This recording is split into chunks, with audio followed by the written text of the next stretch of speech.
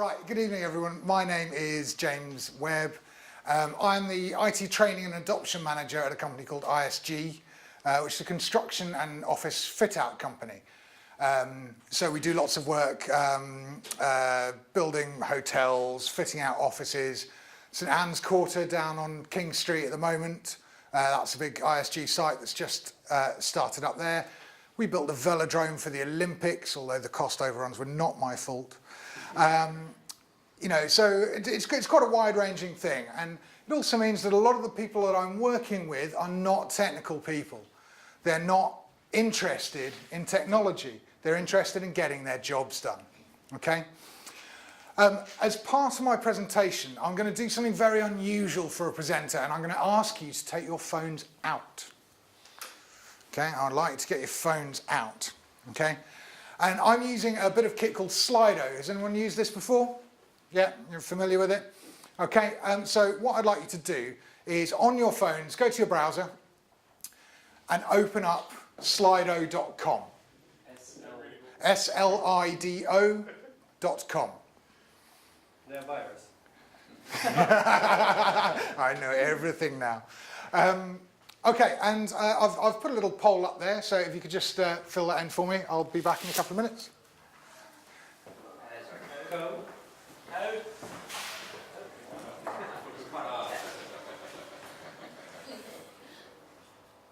Well, when someone else figures out what it is, let me know.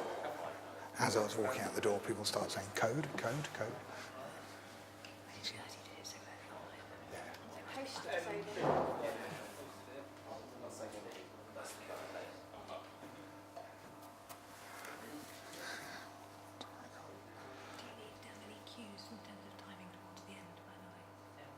Yeah, it might be helpful.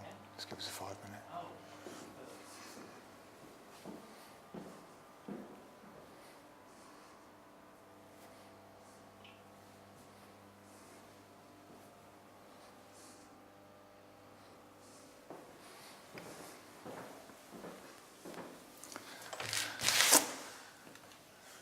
Everyone doing all right?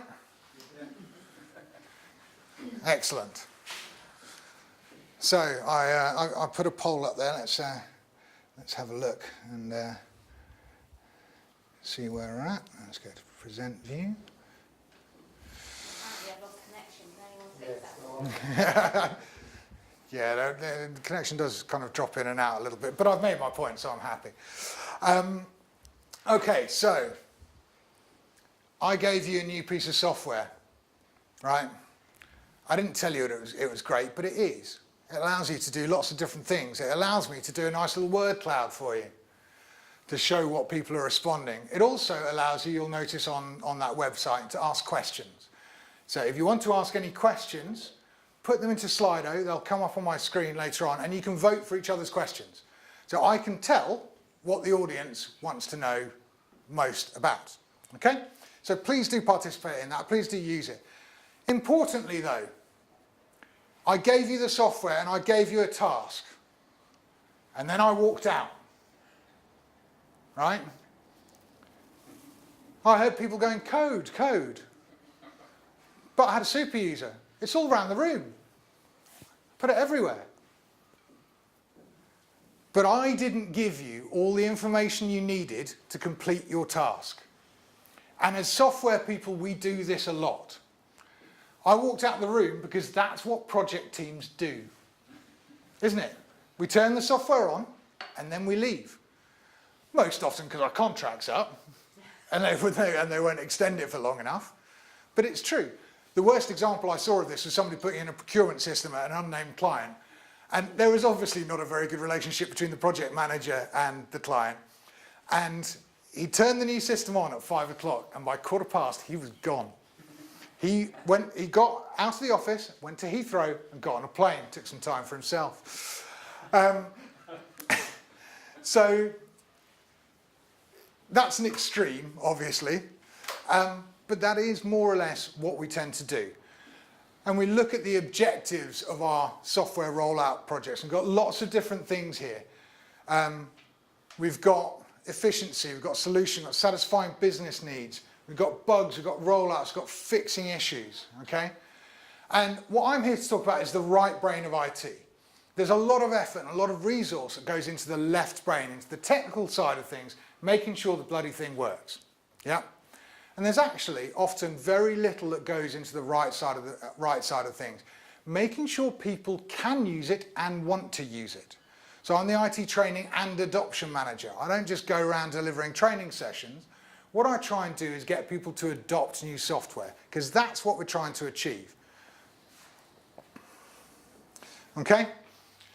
So the objectives of a project are generally organisational benefits.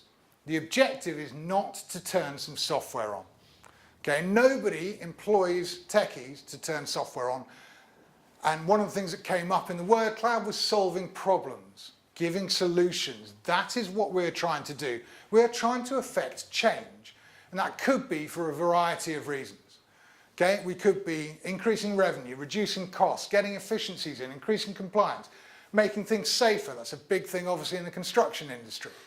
Okay?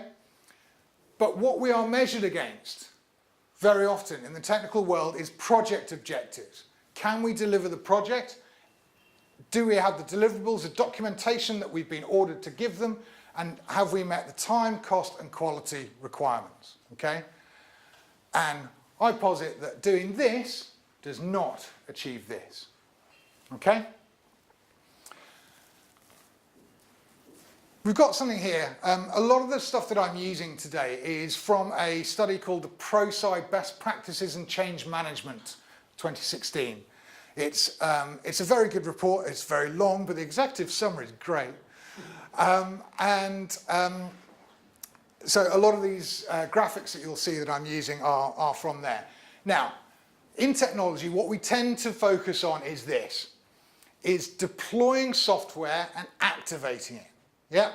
Making sure it's turned on and that the bugs are fixed, that it works, okay? But that's not where we achieve the value. We achieve the value through people, through getting people to adopt new ways of working, to use the solution on a regular basis, and to get them to a proficient point where they're using it every day, where it feels like part of day-to-day life. Yeah? Once we get there, that's where the value lies. And that's what we normally don't do. Okay? Or frequently don't do. So yes, value is only realised when individuals adopt the new solution and change their behaviours. So we're talking about individual people, not necessarily at an organisational level. If we want people to change, we need to do that on a personal level.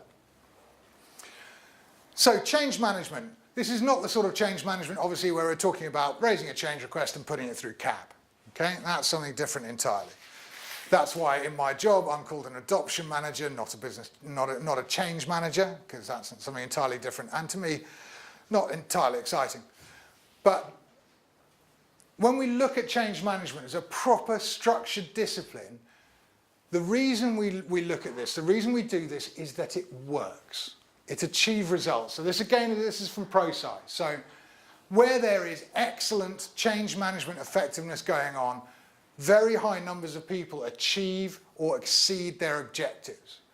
And this includes those organisational benefits we were looking for, and you're more likely to bring the thing in on time, on budget, and to the requisite quality.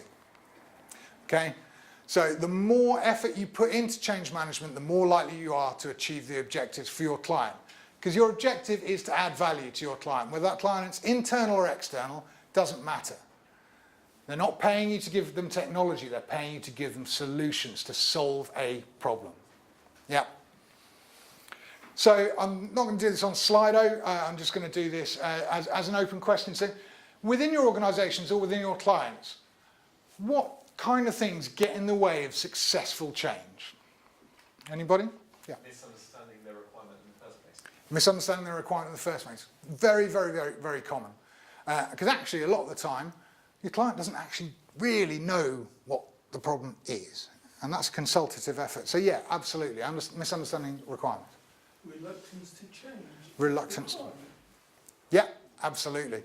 People don't want to change. People like doing the things that they're doing. There's that great cartoon that goes around, isn't there? It's like, right, who here likes change? Everyone puts their hands up. Who here likes to change? And nobody puts their hands up. So yeah, you know, people like doing things the way they've done them. It's a bit of a different spin on the last comment, but it's people can often only think in the way they do things. They can't actually think what they want to do. They just think how they do it at the moment. Yeah, and that's about a paradigm shift for people. At the moment, I'm doing a lot of work on training people on Office 365 and persuading people to use online file storage is a minefield for people. You know, they're like, well, I just stick it on the shared drive. Why would I put it there? And I'm saying, you know, these are the advantages of doing so. This is where your business unit can benefit from it. But there's a whole paradigm shift, a whole different way of thinking. I was training a guy today who must be in his mid-60s or something, trying to get him to use OneNote. He's like, I've got a really nice pad of paper here, you can bugger off. You know? And I was never going to win that. But yeah, you know, people actually, it's very difficult to show people what the new state is, the future state that they're going to get to, because it's beyond their understanding because they haven't been there yet.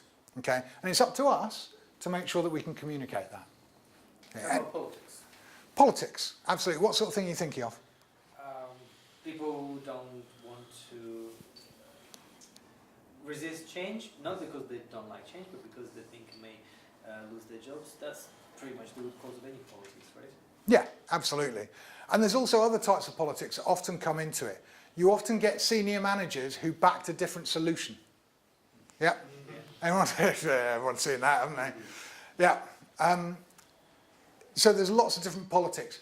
Who owns the finance system? IT or finance? Who owns the HR system?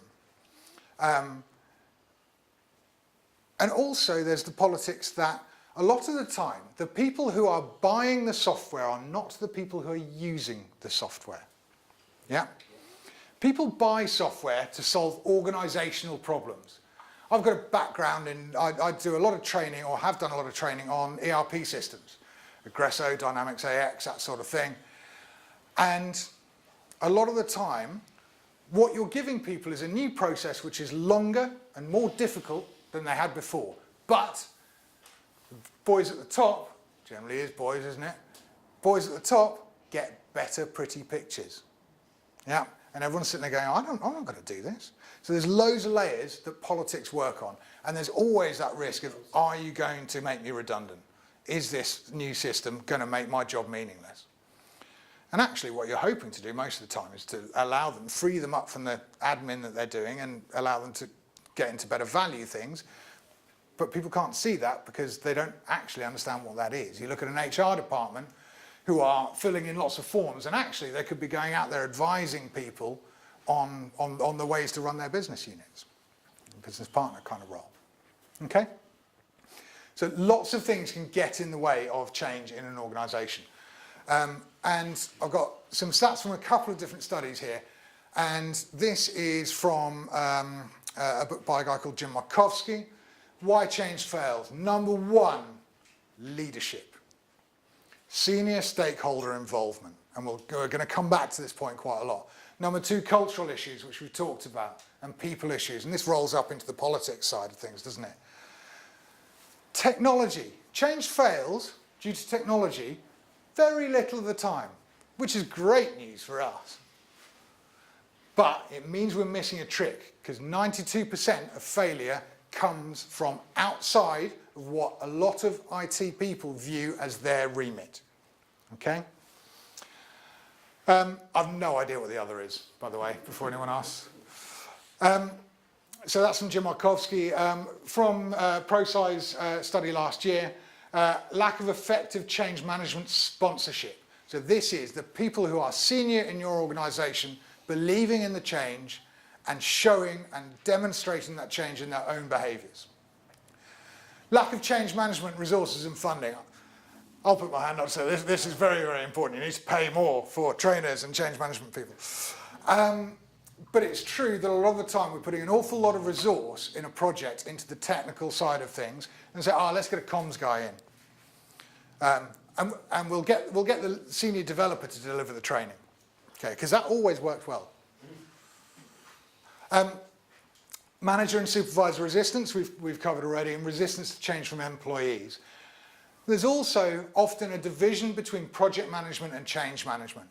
Okay, because the project management's goals are to get the software live and meet the requirements in the system design document frequently. It is not to get anybody to actually use it. So and the project people, this is not the fault of project people. The project people are not getting measured on whether people use it, like it, get involved in it, get value out of it. They are being measured on their deliverables.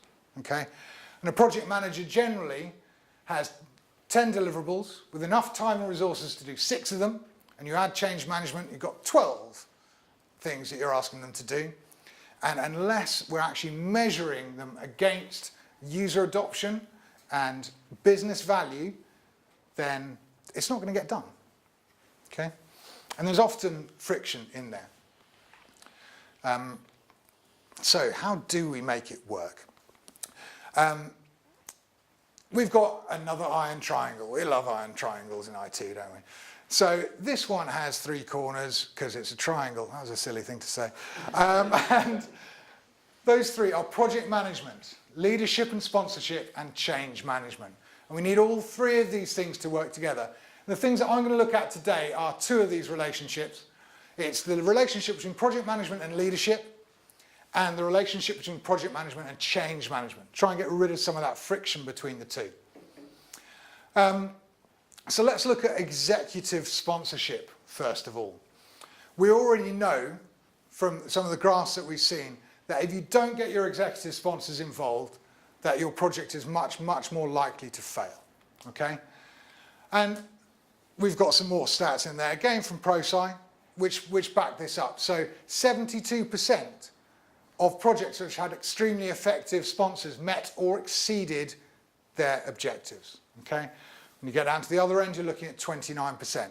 So in the ProSci report, leadership, sponsor engagement came out the absolute top for the reasons why change failed, by a margin of about 3 to 1 to the next element. Okay? This is a huge, huge thing. So what do we actually need our sponsors to do? Because we already have project sponsors on the project board and things. We've got them making decisions. They're turning up, if you're lucky, to project board meetings and getting involved in that way. But what we need them to do is to also take action.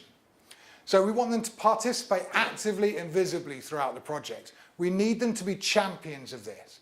We need them to be obviously involved in it and backing it and believing in its success, because that will trickle down. We need them to be building a coalition of sponsorship with peers and managers, getting everybody on side at that senior and mid-level, okay? So that people are believing that this product is going to be good. If you've got people at the top saying, well, we're going to put it in, but it'll probably be as shit as the last one, which happens quite a lot, then it will be as shit as the last one, because people won't believe in it, people won't pick up on it, and people won't engage in the way that you need them to. And the other thing that we want these people to be doing is communicating directly with employees. And this one's really, really important. And the reason it's important is because of these statistics. So these are the numbers of people who actually read or respond to messages from different senders. Okay? I've got 2 different types of messages in there. I've got business messages. So the company is doing this because we need to save money, or we need to improve our compliance, or whatever it happens to be. Those messages get read when they come from the top. The personal messages are more like, on Monday, when we turn the new system on, I need you to be doing this. Yeah.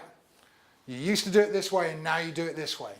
And that message best comes from the employee supervisor. So this is where this coalition of stakeholders comes in, building coalitions with peers and managers. The really interesting bit, and the slightly disheartening bit for people like me, is the bottom section. If you send an email out to everybody saying there is a new HR talent management system, you must do your PDRs on it, if that comes from HR, if that comes from your project team leader, if it comes from me as a communications person, nobody's going to read it. They don't care. How many emails do people get from IT where they just go, and we all know this, because actually most of the time they're really, really important, you actually need them to do something. People do not read them, okay? People read things from people that they know and who are within their direct line management, okay? So if you're communicating with the business, telling everybody how great your new system's going to be, it doesn't matter, okay? You might as well not. Get your stakeholders involved, get them to do it. And it's a tough thing to do, but that's why you need to be working on these relationships very, very early on, not just to get them making decisions, but to get them taking actions. Okay, so that's the bit about sponsorship. Does anybody have any questions on sponsorship there and stakeholder management? Does anyone put anything on Slido yet? Would it be fair to surmise from that then that really business messages need to come from as high as possible and personal messages need to be as close as possible? Yes. The most immediate supervisor to you is the best person to follow. Yeah. Whereas actually corporate stuff needs to come from as far away as possible. Yeah. And it's very important that these two types of messages are very, very different, okay? What the CEO or the managing director, whoever it happens to be, is saying is we are trying to achieve these business outcomes. Now, particularly the larger the organisation gets, the bigger the disconnect between that person and the person using the system. Yeah. An excellent example of this is an insurance company that I worked for, which is not based in Norwich. They released a new system. They were brokers. So they would go to the underwriters, get a price from them, and sell it back with a markup. And they invested in a new system. Basically, the underwriters normally create all the insurance documentation. And they said, right, hang on, most of this is standard stuff. So what we'll do is we'll build a system that creates all the standard paragraphs that go in an insurance policy, and we'll attach various variables to it, and basically we can create that ourselves. And they said to the insurance, to the underwriters, if we do this, you'll give us a 3% discount. And they went, yeah, we will. That's great for us. We don't have to do all this paperwork. Fantastic, you'll do it for us. Within the company, nobody used this system. It was terrible. The user interface was awful. It took ages. Nobody used it. And I shadowed a senior trainer going down to one of our branch offices, and he was wandering around going, but why aren't you using this system? We spent £20 million on this system, and it saves us 3%. And all these guys are sitting there, insurance clerks in a little office in Southampton going, I don't care. If we'd gone into them and said, by the way, did you know that the Southampton office, if they had applied this system on 50% of their orders, would have been in the next bracket up for a Christmas bonus? That's a different message. Yeah, you would have got a lot more engagement there because people don't actually care on a day-to-day level about those corporate aims. And that's truer the larger the organisation is. Okay. Any other questions on that? Okay. Right. So integrating project management and change management. In a lot of places, never the twain shall meet. I've worked on a lot of projects where I sat in the change management team. Nobody would talk to us. So how do we solve that from happening? So the first thing to realise is that we're all really aiming for the same thing. We've got the technical side of the project, the left brain, if you like, designing, developing, delivering software or products. And what they're doing is they're moving that software through different states, from a current state into a transition, sometimes quite messy, into a future state that they're trying to achieve. And change management are doing the same thing on the people side. They're encouraging people to embrace, adopt and use the software, and we're all aiming for results and outcomes. We're coming at it from different angles, but we're all trying to do the same thing. Anybody heard of this? ADCAR? Okay. So, change is a process. Remember we talked about individual change and how individuals often don't want to change. ADCAR gives us a framework for this process. Change is not going to happen because you have given people a webinar. Absolutely not. And I've witnessed 5 projects in the last 18 months that have said, it's all right, we'll give them a webinar, be fine. Nobody turned up. Everyone phoned the help desk. And it was a major problem. So it's not going to happen because of a training event or because you send people an email, or even if the CEO or the manager sends them an email, because it's a process. And you need to build up from a base level. So you need to make people aware. What is the product? What does it do? Why are we doing it? Yeah? And this is very, very early on, building that awareness. And then we get to the desire, and really this is the what's in it for me bit.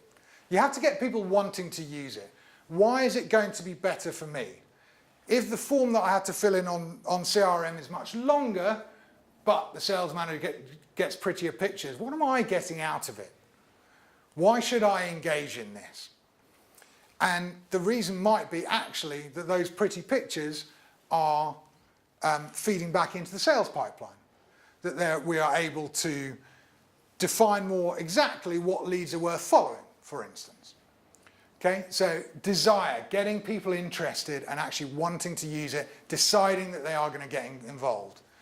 Knowledge. This is about the training. It's about making sure people know how to use the system. And then we get on to ability. Now, ability is officially I am able to, and this is about proficiency. So, if you take away one thing about training, you don't make experts in a day.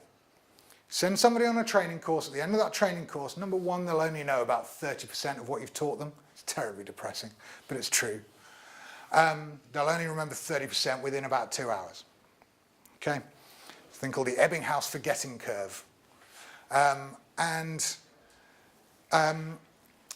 So what you need to do is you need to give people time to practice, to embed that knowledge as well. If you can get a sandbox environment and maintain it, that's often very, very helpful. The other thing, though, that I put onto ability is the bit that I demonstrated with my Slido thing. And that is that you need to give people all the tools they need. Do they know how to get a login on day one? Where is their password coming from? Where do they go to for support? Yeah? So the ability to actually engage with it. Yeah? I only gave you part of the information that you needed. I gave you awareness of what it was, tried to drum up a little bit of desire, gave you some knowledge by telling you the web address. I did not give you any ability. Yeah? The final part is reinforcement. And this is really, really important, that so many of the projects that I've worked on, you go live, you train people like hell around go live, you're doing hundreds and hundreds of hours of training and making sure everybody can do it, and then you leave. And actually, again, you don't make experts in a day. You need to reinforce this. You need to get people still using this in 6 months' time. A great example is when you're looking at things like reporting on ERP systems. Okay? On day one, you can show people what the mechanisms are for reporting in that system. But you've put on a whole new coding structure, a whole new set of data tables, a whole new way of looking at things, which they don't understand on day one. If you were to go back 6 months later to that finance team and then train them on the tools of reporting, once they understand the data, they're going to get a lot more information out of it. Yeah? So it's about reinforcing and building up that knowledge. So ADCAR, change is a process. Look this up on Google, there's loads of stuff about it all over the place. Okay? everybody's got their work streams. I appreciate this is very waterfall, but it does apply to agile methodologies as well. So you've got your kickoff point, you've got your go live point, you've got your different stages in there. So I'd like you to go to Slido again quickly, and I've got a little poll up there. What stage of that project, in terms of initiate, plan, design, develop, deploy, do you start thinking about end users, about user adoption? Oh, I haven't made it active. Give me a minute. There we are. Then polls. Sorry? Yeah, it should be under polls, yeah. It's another thing that we do. We make assumptions that people will know. Okay? Oh, no. Okay. Normally, just put this in a slightly unusual order. I love technology. Okay. Okay. So this is actually really good. There's a lot of people thinking about user adoption at a very early stage in the process. And I will come back to that. Keep voting, we'll come back to that in a minute. So in terms of linking those work streams, this is where ADCAR fits in. So during the design phase, we need to be looking at awareness, building the desire through development, building the knowledge as well. And the key to this is that point there. Ability at go live. That's what you're aiming for.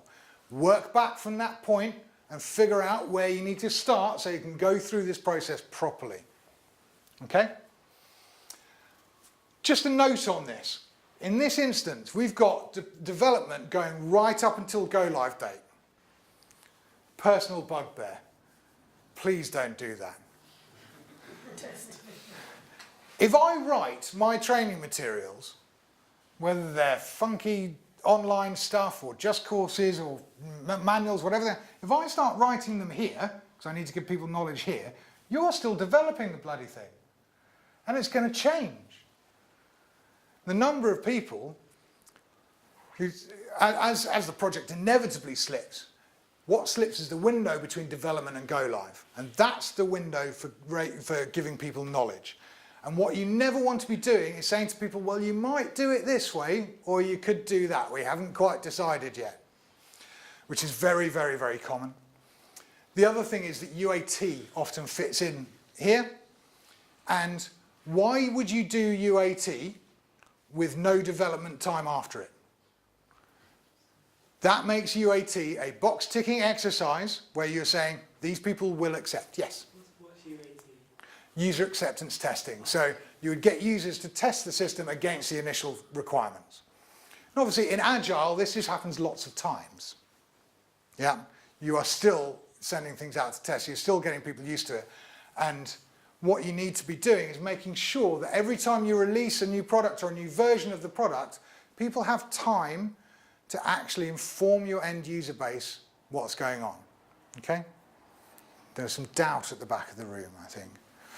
I'm just thinking what are the developers doing between, develop and go live then? Normally fixing stuff which isn't fixed yet is the honest answer. But yeah, it does create a resource problem. There's absolutely no doubt about that. And there is always going to be some overlap between this knowledge period, this training period, and development happening. But one of the mistakes, I used to sell training quite a lot, and one of the things I always said to prospective clients was, the most expensive thing you can do is get us in too early. If you haven't developed a system, there's nothing for us to write down, okay? But there's a lead time, which as project managers you have to be aware of, that it takes time to write a document, yeah? So it's about having a balance there, some more doubt. I was just if you're working in an agile environment, wouldn't you be working within the team to actually be doing that at the same time as they're building the stuff? Yes, frequently so, but again it depends upon what your deliverables are. Okay, so if your deliverables are about administration documentation, that's great, and that's great for a particular audience. If you have 2,000 end users, you've got to translate those messages out of the development team into something that everybody else is going to understand, that's going to build on that desire. So yes, you should be working in that team, and this is what I'm arguing for, is much more integration between things like training, communications, change management, and those guys who are developing, and talking to each other while it's happening, which frequently doesn't happen. Okay? So we're going through phases, we're preparing for the change, we're managing change, and we're reinforcing that change, and we have deliverables at each of those points. So we have strategies, we have communications plans that we need to get out, sponsor roadmaps, coaching plans, training plans, and the actual training materials themselves. So in order for us to be creating a strategy here, we need to be looking at what the impact of change is here, which is great, because that's what most of you are saying in the Slido poll. I'm hoping you do actually do that, and you're not just trying to make me feel better. But it's really important that at this point, we're starting to think already about what the change means for the end users. Because there are lots of activities which are going on and which are concurrent. So everybody's got different things to do, and this is the bit that I want to focus on. Conducting readiness assessments and impact analysis. Okay? So by an impact analysis, you can start at scoping level at a pretty high level. This is going to affect the finance team in this way, the HR team in this way, and the IT team in this way. Yeah. As you get more detail, as you go through development, then you start to learn a lot more about the detail of what's changing there. But readiness assessments, impact analysis. The other thing is always making sure that you are properly in touch with the business, because it might be that the HR team, well, it's not such a big change for them, this system, but they're having a restructure at the same time. They've got a PDR season happening at the same time. How much of that, how ready are they going to be at the point you're looking at going live to take this on? What strain is it going to put upon the business? Because all of these things, the more you strain the business at go live, the more people dislike you. Okay? And don't ask you to come back. Okay, so readiness assessments and impact analysis. Another quick Slido poll. Has anybody actually ever done a change impact assessment at the beginning of a project? No? Okay. So most people saying no here. So this is something which I'm putting in my company at the moment, that every project manager, when they kick off a new project, they're provided with a business case, they kick off the new project, and they come to me, and we have a conversation. And the purpose of that conversation is for them to try and persuade me that there is no need for a change impact assessment. Okay? I'm quite tough, I don't let many of them through. But there are certainly systems that you put in. You put in a payroll system which is used by 5 people, all of whom are involved in building the system, involved in UAT. Is there a massive need for a change impact analysis and loads of work doing on this? No, probably not. However, what it is always best to do is to take that decision, what's the intensity of the change management you're going to put in place, based on something concrete. Who are the users? What is the effect on them? And it's very, very important to try and get out into the business as much as you can to talk to people about this. Because frequently, if you take the example of the finance systems again, the finance guys are thinking about the finance team. They're not thinking about the cost centre managers out there who take reports. They're not thinking about the guys who do procurement through the system. They're thinking about the finance team. And they say, oh, they'll be able to handle it, that's fine. You've got 400 cost centre managers out there who've got no idea what you're talking about. But so yeah, so this was some of the research that was done. Again, this is ProSci. So what we want to get to is a point where we're being proactive. We're not firefighting stuff. We're putting adoption and usage in from the beginning. So the red is where respondents to the survey actually did start change management. And the blue is lessons learned. Where would you start it if you had to do it all again? And it's not very surprising that the number is quite big at the beginning. Also notice that, again, percentage of projects that met or exceeded objectives goes down, down, down. The later you start this, the less likely your project is to succeed. Okay? So we touched upon this earlier with the comment about agile teams. But this is also true of waterfall, that in order to get the project management team, the change management team working together, you've got to get your people working together. Get them in the same physical space if you possibly can. As a trainer, when I'm trying to figure out how a new system is going to be working, I always learn more from the banter between the developers than I do from anything else. I can read 100 system design documents and it not mean a damn thing. But somebody's sitting there going, oh, well, that's going to be interesting, isn't it? I wonder how they're going to take to that. That's what I want. That's what I need to know about.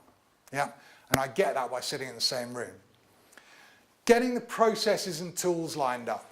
So making sure that you do have, as part of your gateways or your reviews, change management documentation. Is there a training plan in your go, no-go decision?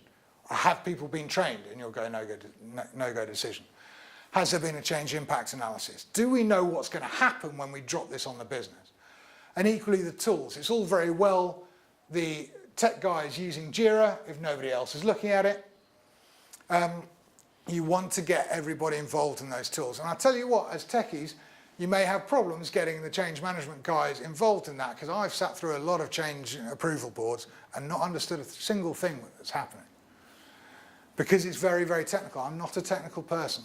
But it's also then my job to say, I don't understand that. What does that mean for the end user? And it's also the techie's job to make sure that they are able to provide those answers. Okay? Okay, so in terms of integration, we've got these different steps which I would like you to take away. First of all, get support and buy-in from the project teams. Okay? Talk to them about this stuff. Convince them that adding value is about the people side as well as the technology. You need to do more than turn a system on and walk out the door. Yeah?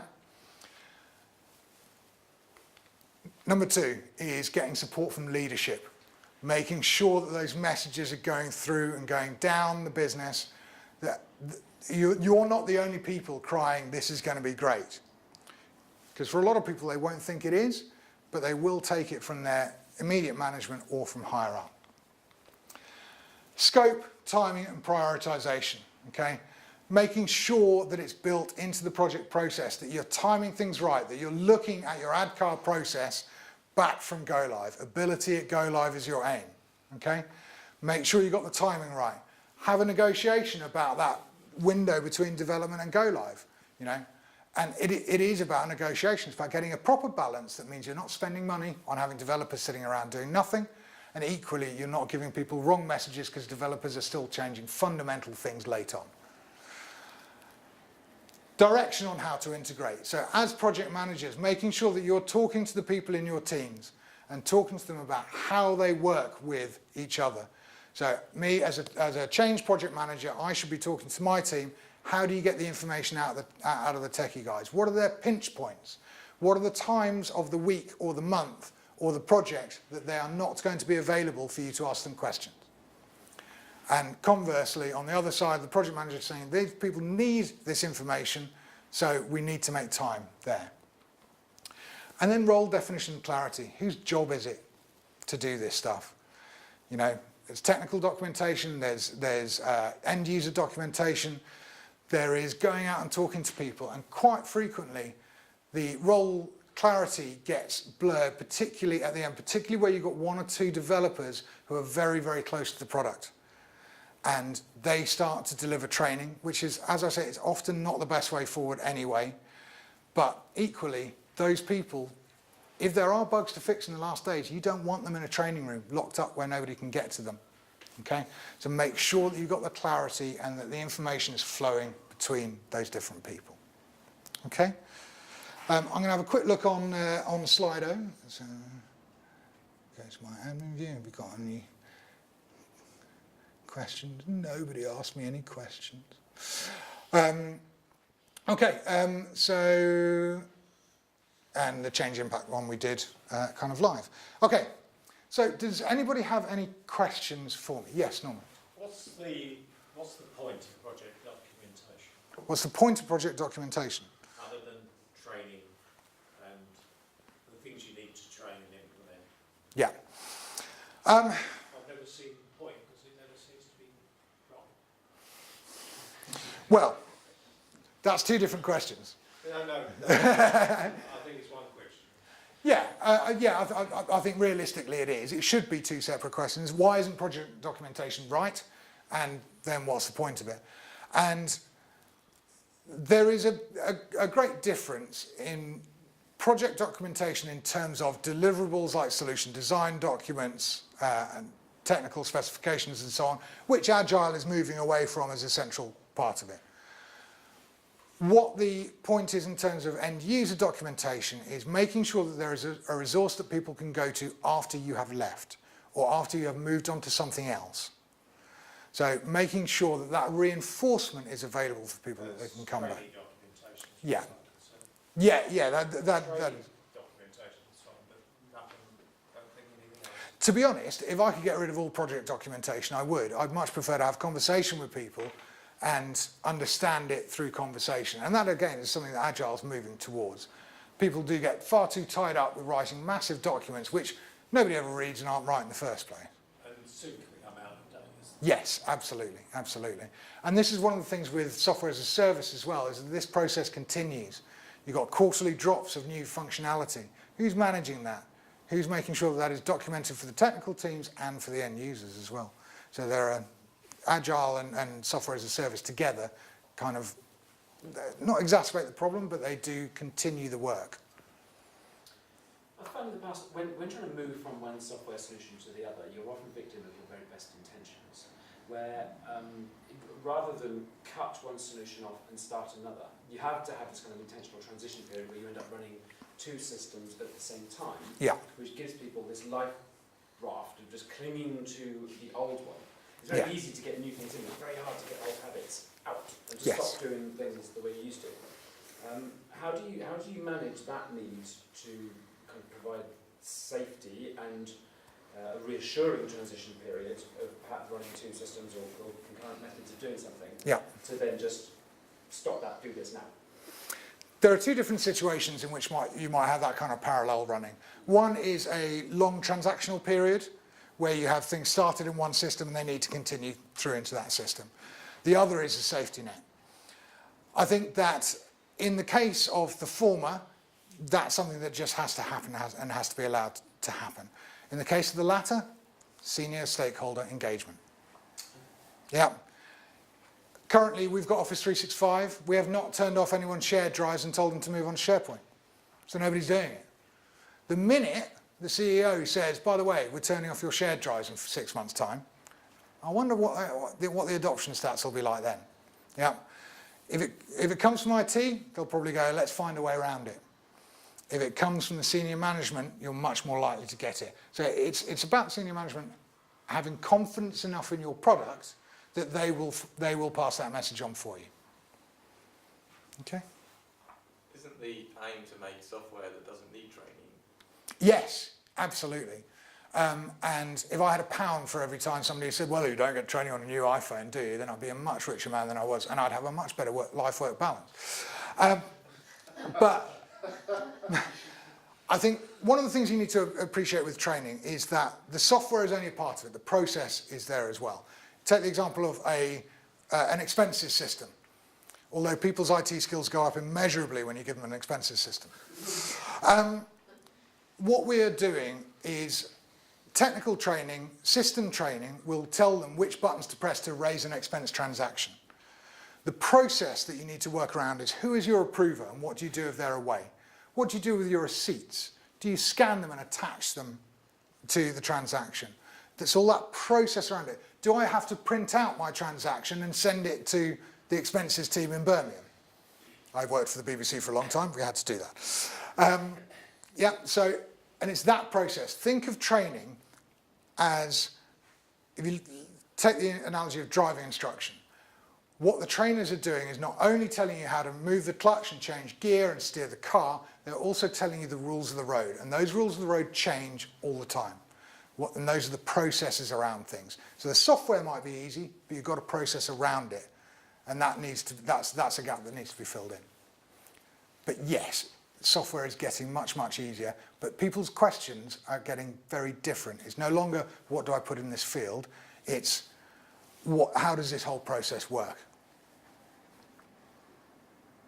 Okay. Anything else? Yes. Can you see training as a way of indoctrinating people in a group and so that they become your advocate? Because I'm not businesses where, then you get, if your mate tells you this really works for me, look at me, might make our job easier. Yeah. It comes off a lot better than what's told you to do. Exactly. Yeah. Yes. That's absolutely true. And one of the things I'm working on at the moment is I'm doing a bit of work with a particular business unit who spend £100,000 a year on printing off tender documents and getting them to share them using OneDrives and SharePoint and things like that. Doing a whole load of work with them. And the purpose of that is, number one, so they can do their jobs better. And number two, so I've got a story to tell the rest of the business. I saved these guys £100,000 and they're going to tell you how great that was. Yeah. So yes, focusing on early adopters. If you try and focus on the laggards who are never going to, who don't want to adopt, you're going to fight a losing battle for years. Get the early adopters, get people who are interested in it, get them to be champions on your behalf, and your work is getting done for you. What do you do if the people are lagging behind and your senior management team are supposed to be a sponsor? Yeah, this is one that I've had to do. Find another job? It's crossed my mind at times. Yeah, the answer is about building that trust really, really early on and trying to get them. And there are going to be times when you're not going to win that battle and you have to look at alternative ways and maybe go bottom up rather than top down. But if you can build that relationship, if you can be trusted, if you can talk to them in the language of giving them solutions rather than giving them technology, then you're more likely to get them done. This is going to solve your problem, and this is how. But they've got objectives and Yeah. aims and objectives and things. They get personal reviews. Yeah, absolutely. They get bonuses. Yeah. You help them with a bonus, then But yeah, and it is often a problem. And it's about building those relationships. Okay, I'm getting stern looks from the back of the room. So thank you very much, everybody, for your attention this evening, and best of luck. Cheers.